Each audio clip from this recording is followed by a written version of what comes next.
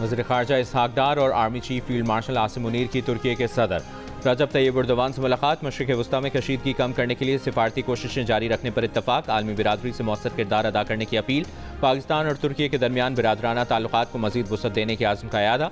दफ्तर ख़ारजा के मुताबिक इसहाक डार ने वज़ीर आज़म शहबाज शरीफ का नेक तमन्नाओं का पैगाम तुर्की के सदर को पहुँचाया।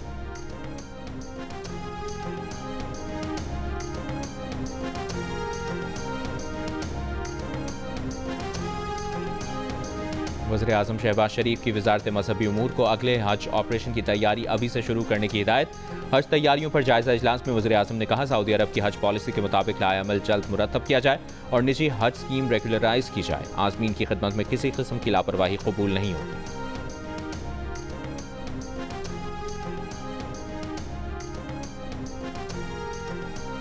ईरान से बात करेंगे, देखते हैं क्या नतीजा निकलता है। हालात की मुनासबत से मुज़ाकरात के दौरान जंगबंदी की हिमायत कर सकते हैं। अमरीकी सदर डोनाल्ड ट्रंप की मीडिया से गुफ्तगू, कहा ईरान पर हमले का फैसला करने में ज़्यादा से ज़्यादा 2 हफ्ते लेंगे।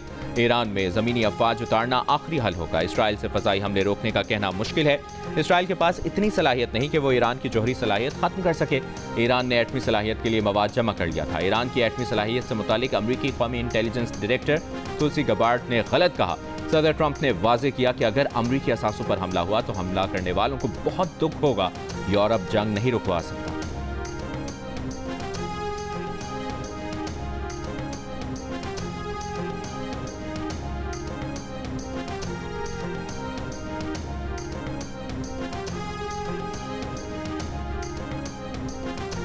ईरान के सुप्रीम लीडर आयतुल्लाह खamenei ने अपने मुमकिना जानशीनों के बारे में फैसला कर लिया। अमरीकी अखबार न्यूयॉर्क टाइम्स की रिपोर्ट के मुताबिक ईरानी सुप्रीम लीडर ने जानशीनों के लिए 3 उलमा के नाम तजवीज़ किए हैं। आयतुल्लाह अल-उज़्मा अली खamenei 36 साल से ज़्यादा अरसे से सुप्रीम लीडर के ओहदे पर मौजूद हैं। आयतुल्लाह खamenei सिर्फ एक काबिल एतमाद मुशीर के जरिए पैगामात का सिलसिला जारी रखे हुए हैं। ईरानी सुप्रीम लीडर की जानिब से इलेक्ट्रॉनिक पैगाम रसानी तर्क कर दी गई।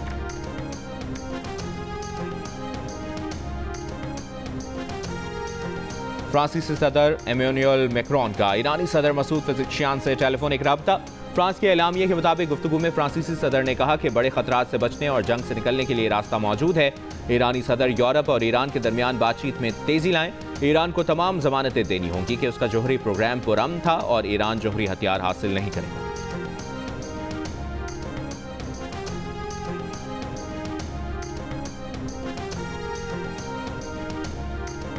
ईरान पर इस्राएली हमले की अहम वजह नेतन्याहू की हमेशा इक़्तिदार में रहने की ख्वाहिश है। साबिक अमरीकी सदर बिल क्लिंटन भी बोल पड़े। अमरीकी मीडिया को इंटरव्यू देते हुए कहा कि नेतन्याहू की हुकूमत का फ़लस्तीनी रियासत के क़याम का भी कोई इरादा नहीं। वो मशरिक़ वस्ता में अमन की बात भी नहीं कर रही, लेकिन अमरीका को खित्ते में तनाव कम करने की कोशिश करनी चाहिए। हमें मशरिक़ वस्ता में अपने दोस्तों को यकीन दिलाना होगा कि हम उनके साथ खड़े हैं। उम्मीद है सदर ट्रंप ऐसा करेंगे। साबिक अमरीकी सदर ने ईरान जोहरी तनाज़े के हल के लिए जंग की बजाय मुज़ाकरात पर जोर दिया।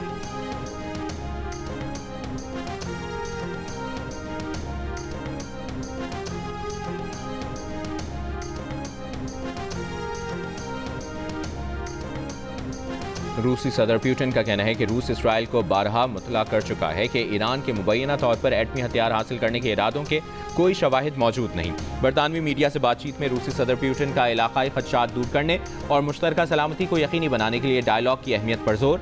कहा, ईरान को पुरअमन मकासद के लिए जौहरी तवानाई के इस्तेमाल का हक हासिल है। रूस इस शोबे में ईरान को दरकार ताउन फराहम करने के लिए तैयार है। पुतिन का कहना था कि ईरान और इसराइल दोनों को मुज़ाकरात में लचक दिखानी चाहिए। इस मसले के हल के लिए रास्ते और तरीके मौजूद हैं। पुतिन ने इस बात की तस्दीक की कि ईरान ने बारहा इस बात का इजहार किया है कि वो जौहरी हथियार हासिल करने का इरादा नहीं रखता।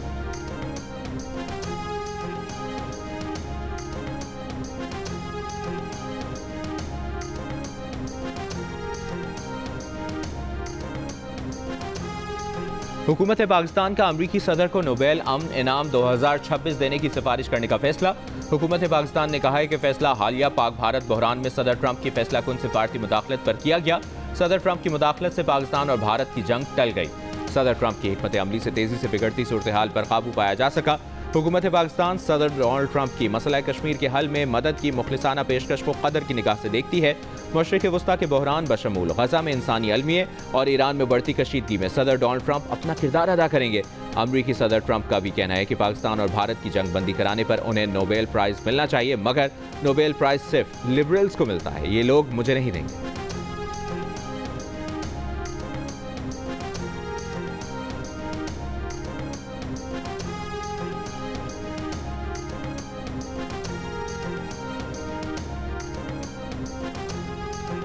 लाहौर की सेशन कोर्ट में बानी पीटीआई के खिलाफ वज़ीर-ए-आज़म शहबाज शरीफ के 10 अरब रुपए हर्जाने के केस की समाअत। वज़ीर-ए-आज़म ने जिरा से पहले वीडियो लिंक पर हलफ लिया। दौरान समाअत शहबाज शरीफ ने कहा कि जज साहब, आपका और वकील बानी पीटीआई का वक्त बहुत कीमती है, एक हकीर दर्जे में मेरा वक्त भी बहुत कीमती है। ये चीज़ें पहले ज़ेर बहस आ चुकी हैं, इससे मजीद वक्त ज़ाया होगा। मजीद समाअत 23 जून तक मुलतवी।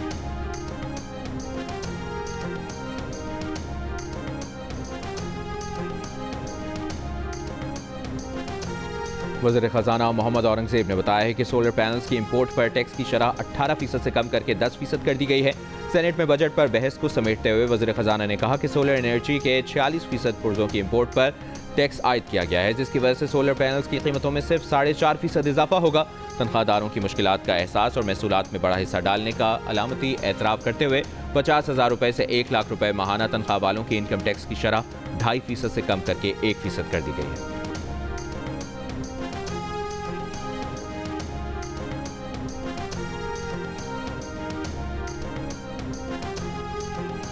मैंने कहा था कि ये एक हाइब्रिड हुकूमत है और शायद ये मॉडल जो है आज से पहले इन्वेंट हो गया होता तो हमें बहुत सी जो हादसा हुए हैं हमारी तारीख में वो अवॉइड हो सकते थे।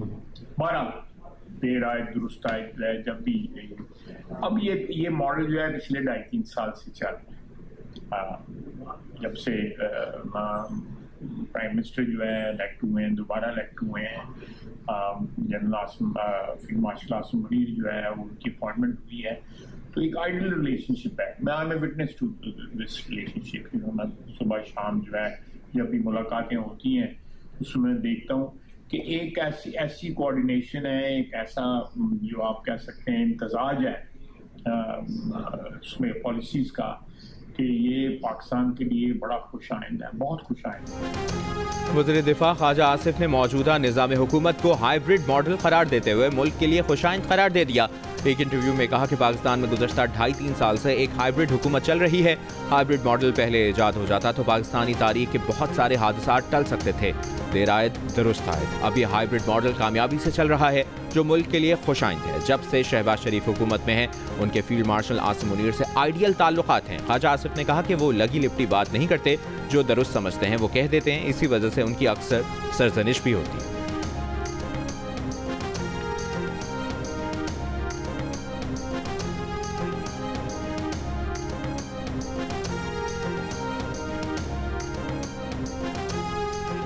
पाकिस्तान तहरीक इंसाफ और इस्टेब्लिशमेंट के दरमियान ईद के बाद मुमकिना पेशरफ्त। बानी पीटीआई और पार्टी अरकान के बयानात के बाद रुक गई। ज़राए के मुताबिक ईद से कबल बैरिस्टर गौहर से अहम हुकूमती शख्सियत ने राबता किया। 26 नवंबर के बाद अहम शख्सियात से ये राबता मुख्तसर वक्त के लिए बहाल हुआ था। ज़राए का कहना है कि अमरीका में पीटीआई के एहतजाज की वजह से हुकूमत, इस्टेब्लिशमेंट और पीटीआई के संजीदा हल्के सख्त नाराज हैं। चेयरमैन पीटीआई बैरिस्टर गौहर का कहना है कि बातचीत के लिए रास्ते खुले हैं, मुल्क की खातिर संजीदा और नताइज के हामिल रवाबित के लिए तैयार हैं। हुकूमत और पीटीआई की जानिब से चंद अफराद ऐसे हैं जो बयानात या अमल से रवाबित में रुकावट बनते रहे हैं।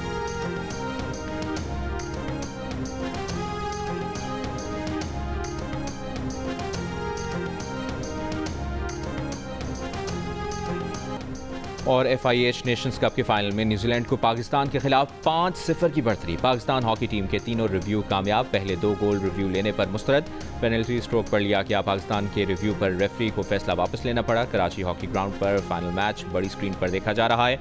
बच्चे, बड़े, खवातीन और ओलंपियंस भी मौजूद।